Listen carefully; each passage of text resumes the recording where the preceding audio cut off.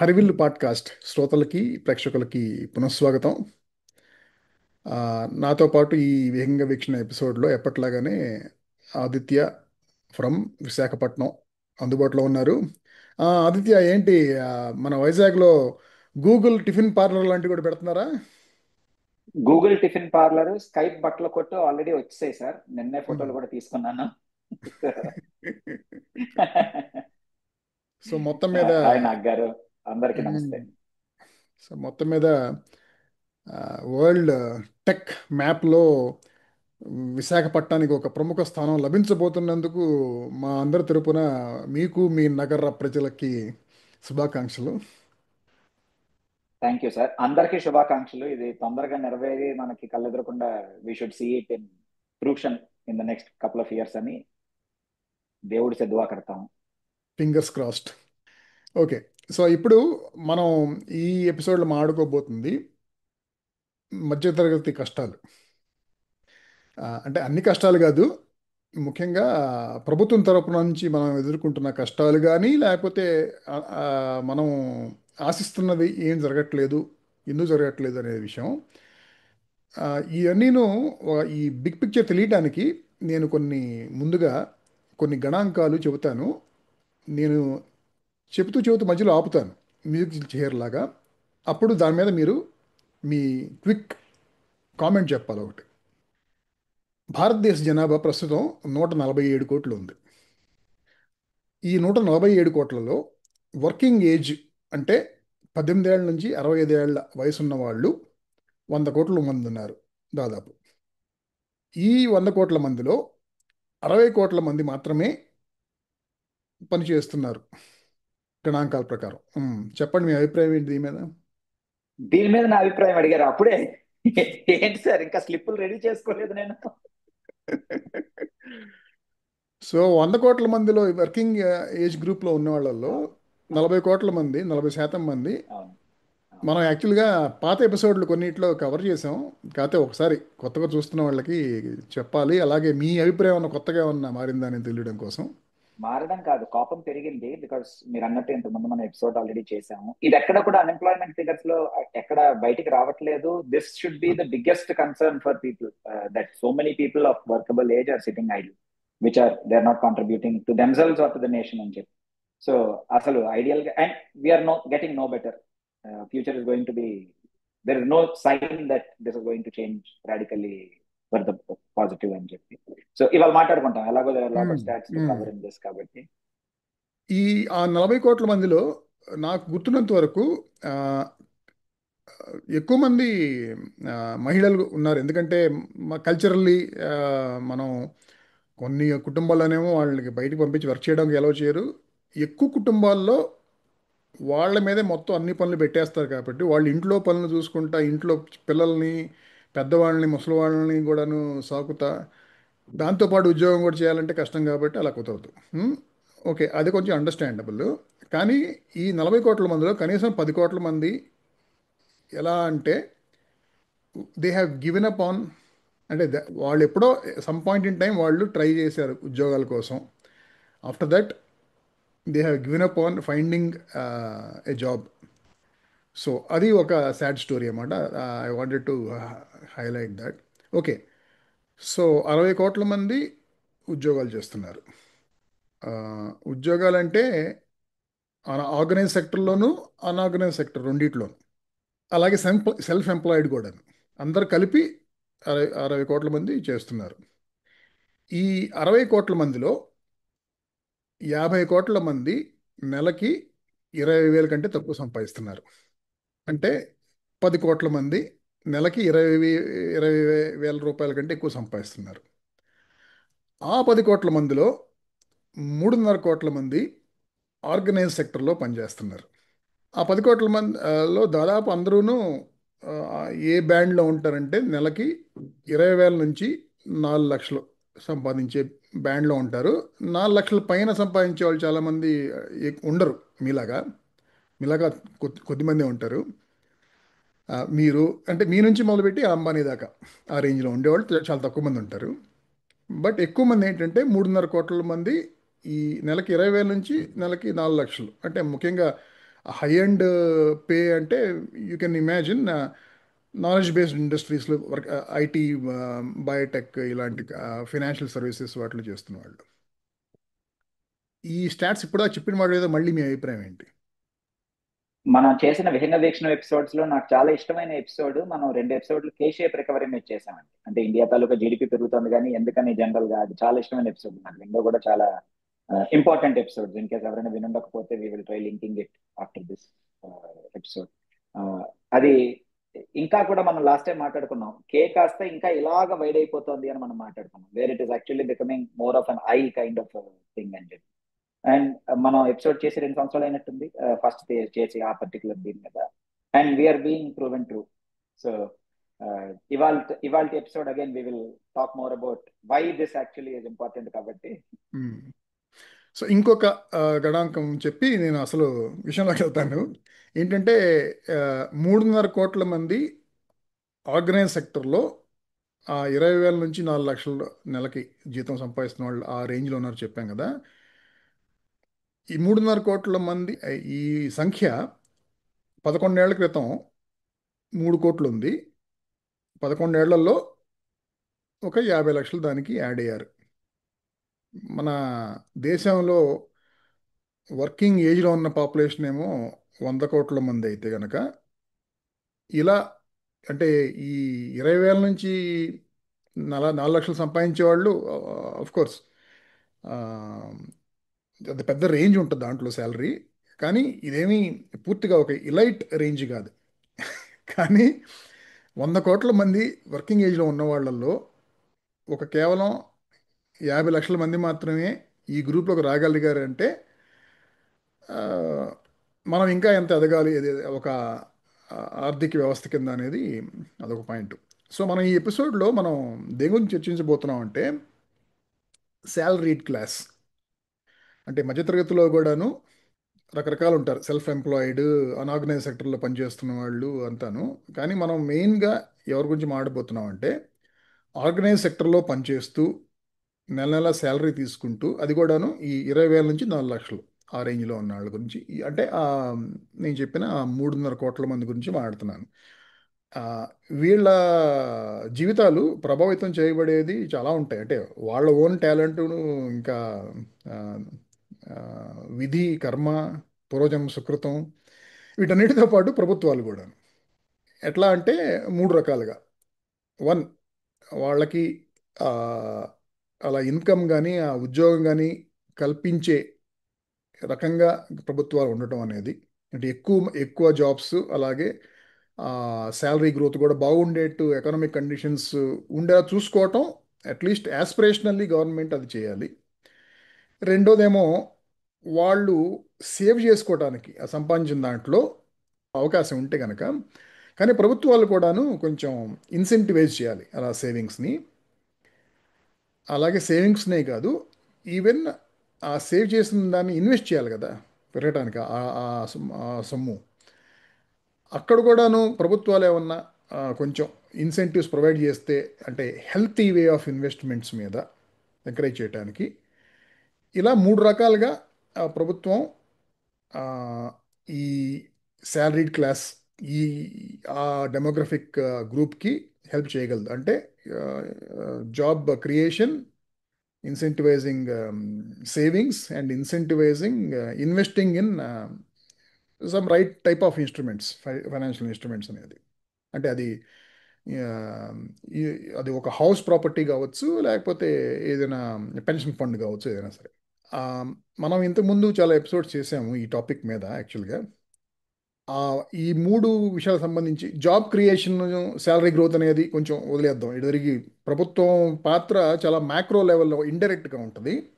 కానీ savings incentivise చేయటం, అలాగే ఇన్వెస్ట్మెంట్స్ని, అలాగే ఇన్వెస్ట్మెంట్స్ మీద రిటర్న్స్ వచ్చినప్పుడు ఆ రిటర్న్స్, ఆ ఫలాలు ఈ వ్యక్తి పొందాలంటే మధ్యలో ప్రభుత్వం చేయడం పెట్టి ఏం చేస్తుంది అనేది, ఈ 2 విషయాల గురించి ఇప్పుడు మీరు ఒకసారి సమరైజ్ చేస్తే కనుక మనం ఇవాళ మాట్లాడబోయే టాపిక్ వెళ్దాం.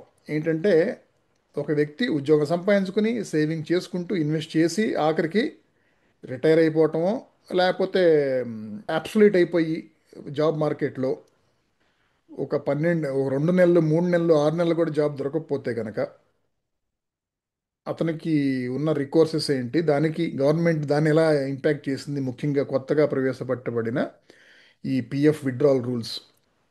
చాలా బాగుంది సార్, వెరీ నైస్. ఇది మన ఇద్దరికి కూడా బాగా ఇష్టమైన టాపిక్. అయితే శ్రోతలకి ఆ, ఇందులో చాలా మంది ఇప్పుడు మీరు చెప్పిన ఆ 3.5 కోట్ల మంది ఆర్ ఈవెన్ దానికన్నా మోర్ క్రీమ్ లో ఉన్న వాళ్ళే మెజారిటీ ఈ ఎపిసోడ్ వినే శ్రోతలు అవుతారు. కాబట్టి ఆ, 50 లక్షలు మాత్రమే పెరిగింది అన్న నంబర్ ఫస్ట్ అందరికీ కూడా కలుపుకుమనాలి. ఏంటి, because population, working age population during this period must have grown by at least 25-30%. And this number has grown. చాలా చిన్న గ్రోత్ ఇదంతే. మిగిలినది మనకి ఎంప్లాయ్మెంట్ జరుగుతోంది అంటే అదంతా అన్ఆర్గనైజ్డ్ సెక్టర్ లో మాత్రమే జరుగుతుంది. సో ఇందులోని మనకి మీరు మ్యాక్రో అన్న మాట వాడారు కాబట్టి what we should see is all these measures that we're talking about. ఇన్నాళ్ళ క్రితం నుంచి మాట్లాడింది అవ్వచ్చు, లేకపోతే ఈ ఎపిసోడ్ లో మనం మాట్లాడుకోబోతున్నది అవ్వచ్చు, మీరు సెట్ చేసిన కాంటెక్స్ట్ కూడా అవ్వచ్చు, దాదాపు ఈ 3 కోట్ల మందికి మాత్రమే వర్తించేదే ఇది. మిగిలిన వాళ్ళకి ఏదో అన్ఆర్గనైజ్డ్ సెక్టర్, ఇది చేసాం అది చేసాం అని గవర్నమెంట్ చెప్పుకుంటున్నా అందులో మెజారిటీకి ఇది వర్తించదు. అంటే we will talk about statistics, చాలా డిస్టర్బింగ్ స్టాటిస్టిక్స్ ఉన్నాయి వాళ్ళు ఎలాగో. సో అది వర్తించదు ఈ చిన్న నంబర్ కి మాత్రమే. సో న్యాయంగా and on macro level this 3.5 crore people are whatever number that the government comes up with, which is very small compare to the total 100 crore working age population, 150 crore total population లో, these people are underwriting the welfare and security of all these other people.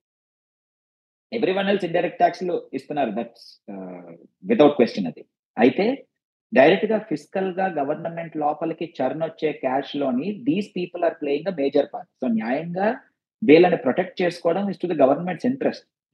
ఇది పెంచడం, వీలైనంత వీళ్ళ దగ్గర నుంచి పిండేయడం గురించి మనం ఎప్పుడు కంప్లైంట్ చేస్తూనే ఉన్నాం. నౌ లాస్ట్ ఫ్యూ ఇయర్స్ లో జరిగినది ఏంటి? So where these people started that okay, వీళ్ళందరిది కూడాను దాన్ని we should set it right, too much leaks ఉన్నాయి ఈ మధ్యలోని, ట్యాక్స్ బేస్ మనం పెంచాలి, పెంచిన తర్వాత వాళ్ళందరినీ కూడా వైట్ ఎకానమీలోకి తేవాలి ఫస్ట్ స్టెప్ కింద. ఆ వైట్ ఎకానమీలోకి తేవడంలోని government has been utter failure, everyone will agree, because there has been no real benefit of demonetization or the first phase of GST direct గా వచ్చిన దానికి. there is no market economy. demonetization అయితే disaster, there is no doubt about it. Ideal గా white ఎకానమీలోకి అందరినీ తెస్తే tax base పెరుగుతుంది, everyone will pay tax or money is regulated, ఏదైతే అనుకున్నారు. ఓకే, సో ఫేజ్ 2 లో ఏం చేశారు? ఈ మధ్యలో కోవిడ్ వచ్చింది, ఒక 2-3 years వాష్ అవుట్ అయిపోయింది. అయిన తర్వాత మన వాళ్ళు సీరియస్ గా కొన్ని మార్పులు చేయడం మొదలెట్టారు. New regime of income tax అని చెప్పి పట్టుకొచ్చారు. ఇనిషియల్ గా కొన్నాళ్ళ పాటు స్ప్లిట్ ఇచ్చారు.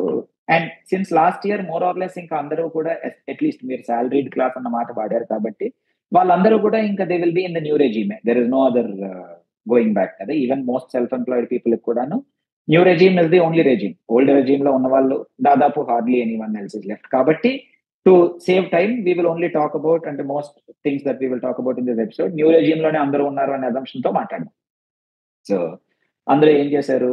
ఫస్ట్ థింగ్, అంటే ఈ సంవత్సరం లాస్ట్ ఇయర్ వచ్చిన బడ్జెట్ లో మన వాళ్ళు చేసిన మార్పులు, మీరు సేవింగ్స్ గురించి రిటైర్మెంట్ గురించి అన్నారు కాబట్టి 3 ఆస్పెక్ట్స్ కవర్ చేసి I will give it back to you as a over view.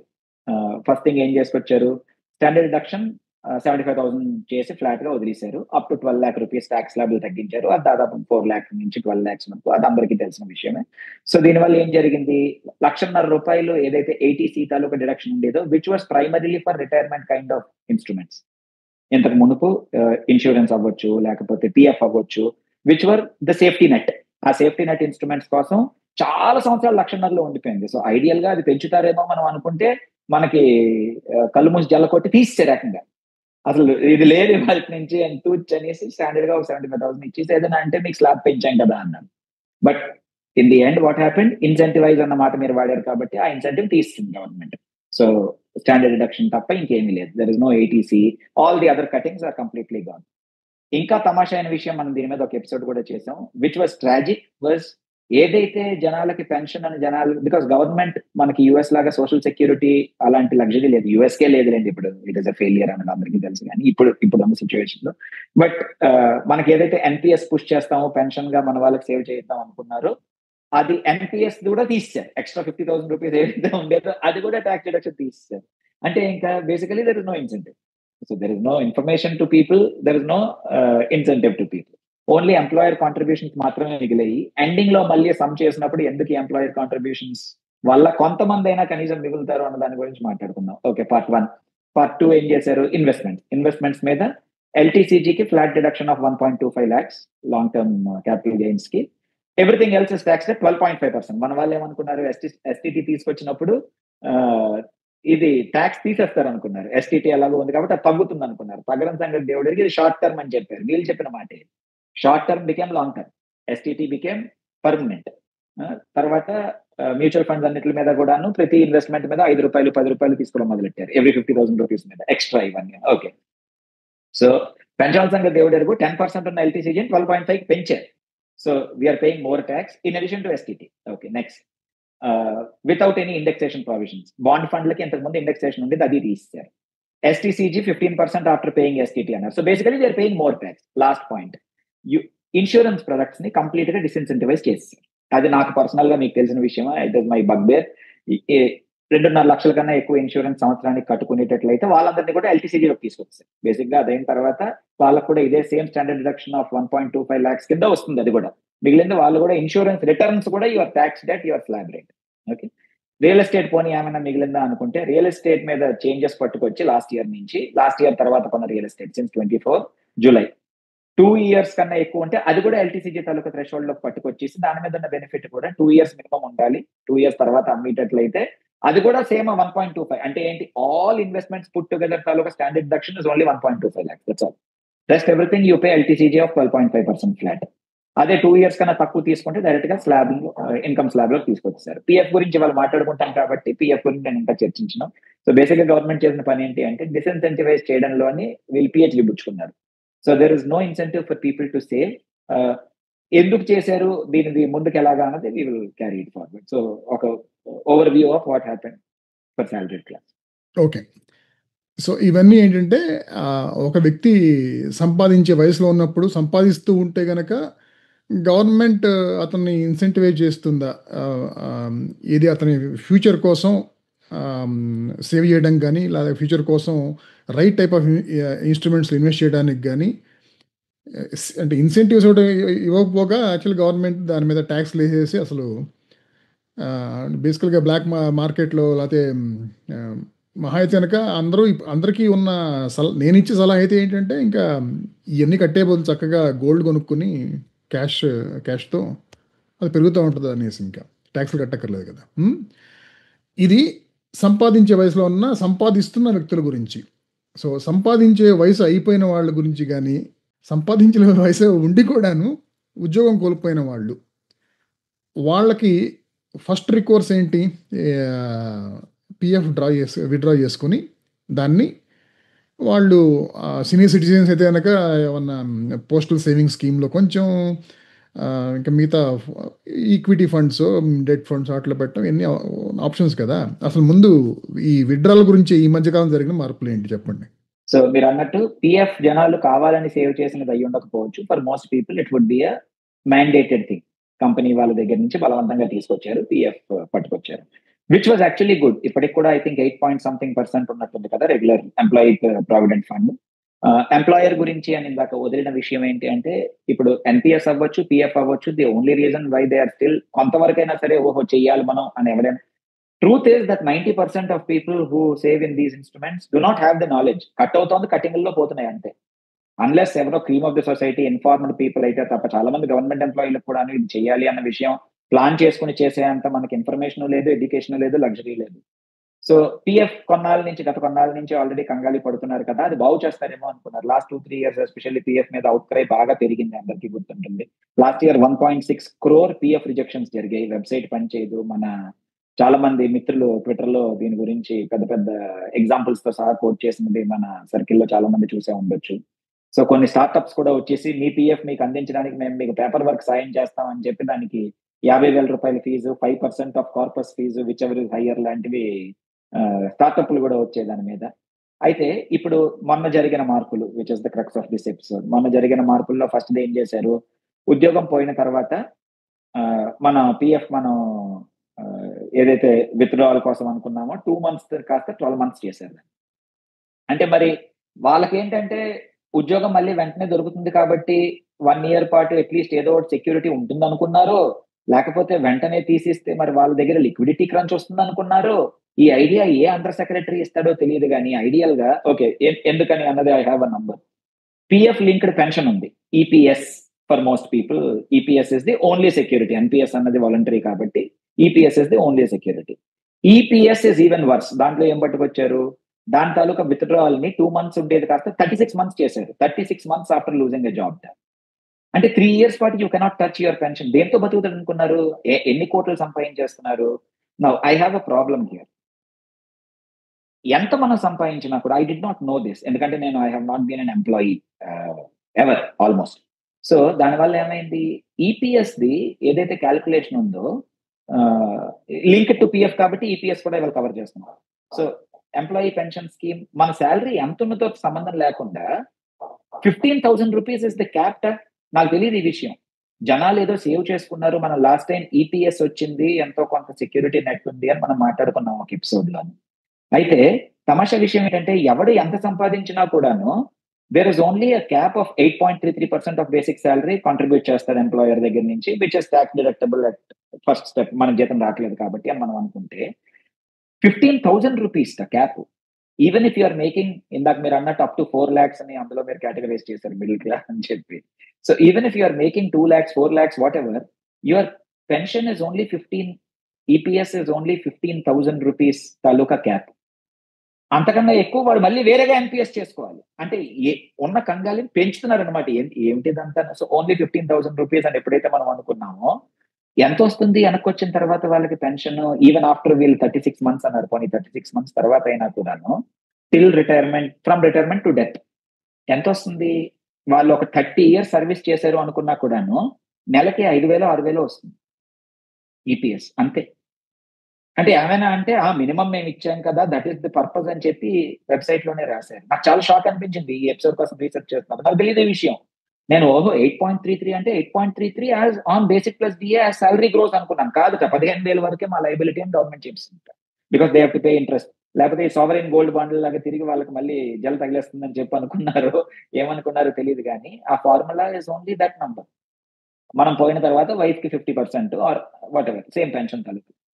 And worst part, that is not inflation adjusted. ఏ రోజైతే రిటైర్ అయ్యామో 1 rank 1 పెన్షన్ లాగా లేదు అది.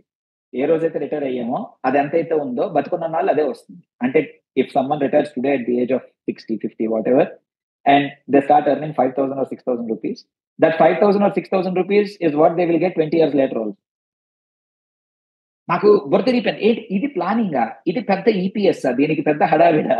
ఓకే, ఒక కంప్లైంట్ దగ్గర మళ్ళీ చిన్నది పక్కకి వెళ్తాం. రెండోది ఏంటి, మ్యాండేటరీ 25% కార్పస్ యాక్చువల్ రిటైర్మెంట్ వరకు కూడా తీయకూడదు అన్నారు. అంటే ఇప్పుడు ఈపీఎఫ్ లోని మనం ఏదైతే తీస్తామో మనకి డబ్బు అవసరం వచ్చినా కూడాను 75% వరకే తీయగలం ఆఫ్టర్ 12 months, తర్వాత మిగిలింది లేదు అన్నారు. Now I have a continuation start on this.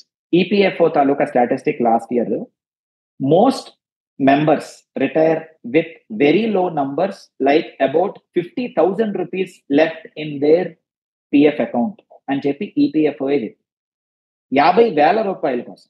Now 50,000, 1,00,000, 2,00,000 రూపాయలు పిఎఫ్ లో ఉన్నవాడికి 12 months పాటు ఆగే లగ్జరీ ఉందా? అంటే basically those people are surviving hand to mouth అనడానికి ఈ నంబరే నిదర్శనం. లిటరలీ దే ఆర్ స్ట్రగ్లింగ్ అని చెప్పి చెప్పడానికి. సో ఐడియల్ గా ఇప్పుడు ఎవరికైనా ఉద్యోగం పోతే నెక్స్ట్ 3 months లో వాడు ఉద్యోగం ఎత్తుక్కునే వరకు ఈ డబ్బు కనీసం ఇంటికి టైడ్ ఓవర్ అవుతుంది అని చెప్పి సేవ్ చేయాలి ఎవరైనా కూడా.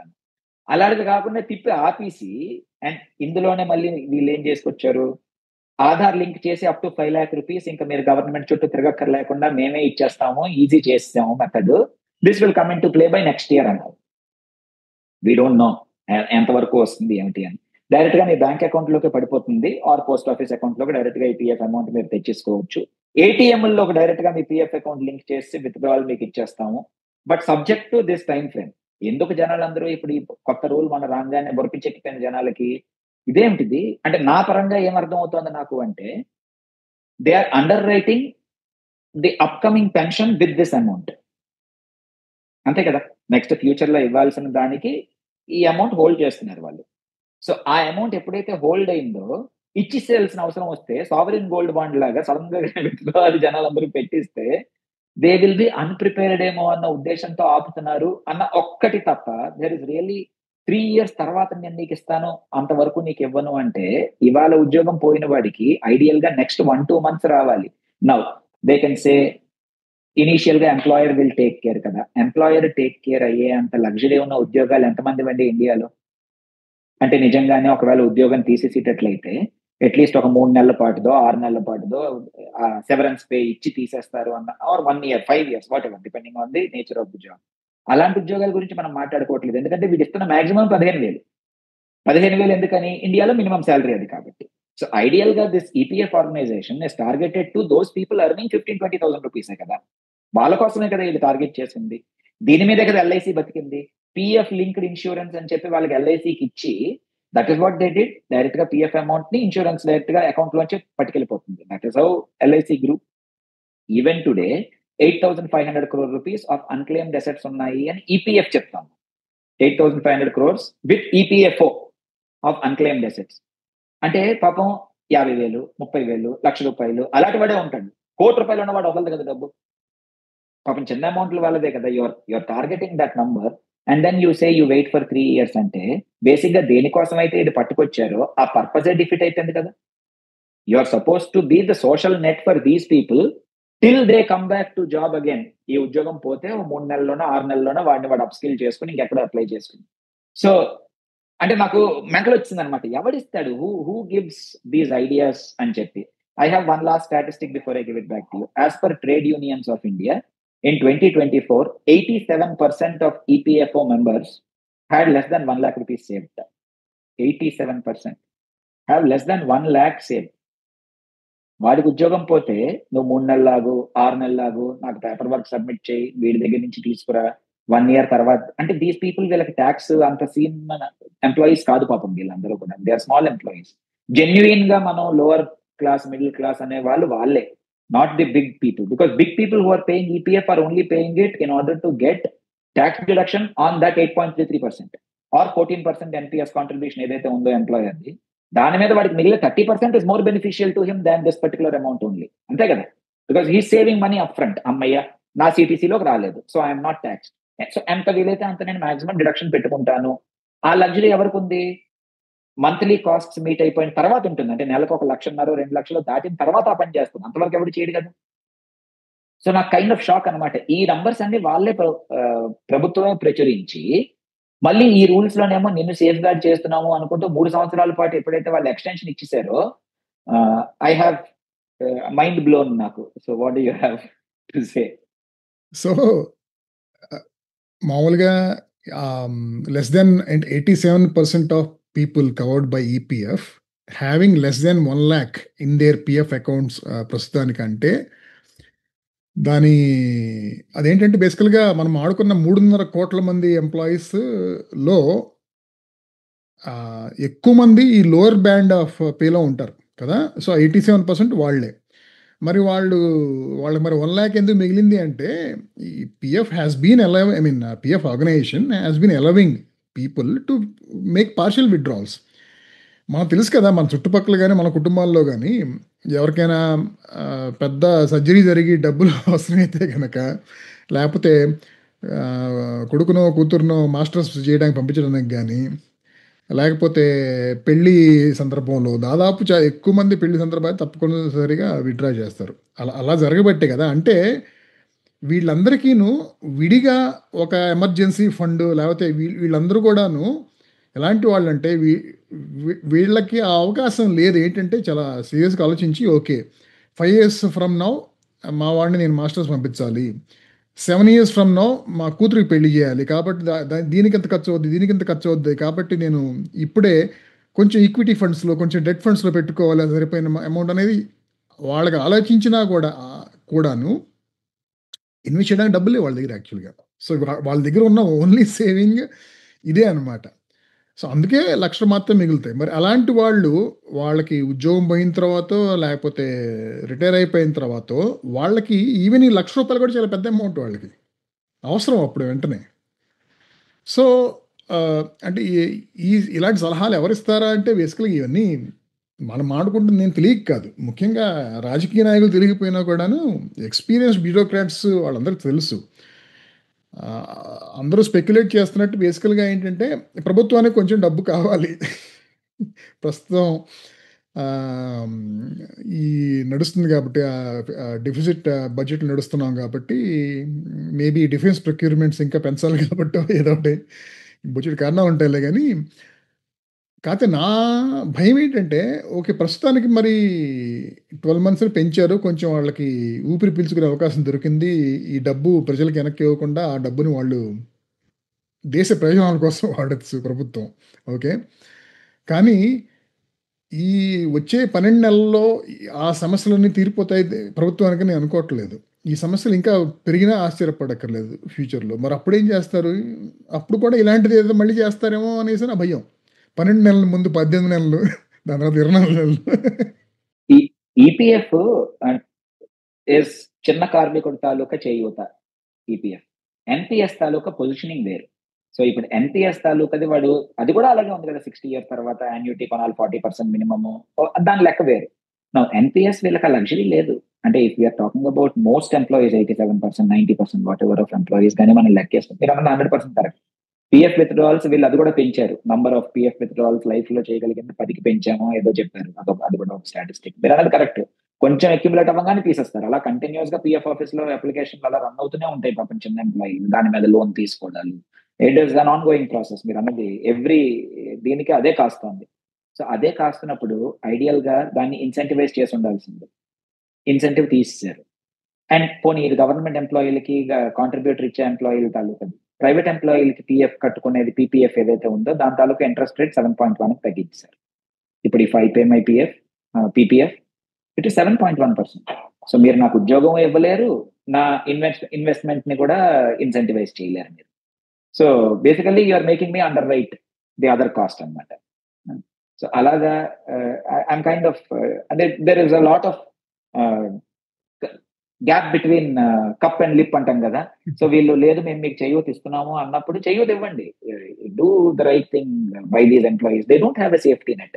అండ్ పెన్షన్ ఇవ్వక్కర్లేదు, కాకపోతే వాళ్ళ డబ్బే వాళ్ళకి ఇచ్చినప్పుడు you should be able to, అంటే you should have come up with something better. This is a silly move ఇది చాలా. అవునవును. సో మరొకసారి గుర్తు చేద్దాం అనుకుంటున్నాను శ్రోతలకి ముగించే ముందు. ఆ, చిన్న కార్మికులు అని అని ఇందాక అన్నాడు కదా ఆదిత్య. కానీ వీళ్ళు చిన్న కార్మికులే కానీ వీళ్ళు cream of the workers in India ఒక రకంగా. ఎందుకంటే ఒక 50 కోట్ల మంది లెస్ దాన్ 20,000 పర్ మంత్ సంపాదిస్తున్నారు. వీళ్ళు 10 కోట్లలో ఉన్నారు, ఇది మోర్ దెన్ 20,000. ఆ 10 కోట్లలో కూడా మూడో వంతులో ఉన్నారు, అంటే మూడో వంతు ఆర్గనైజ్ సెక్టర్లో పనిచేస్తున్నారు కాబట్టి. సో వాళ్ళలో 87%కి వాళ్ళ ప్రస్తుతం పిఎఫ్ అకౌంట్లో 1,00,000 మిగిలిందంటే వాళ్ళెంత lower middle class proper hand to mouth existence ఉందో అలాంటి వాళ్ళ మీద ప్రభుత్వం అలాంటి వాళ్ళు కూడా జల్లగొట్టేస్తుందంటే చాలా విచారకరం. Okay, anyway, let's meet again with some better or heart warming topic. By.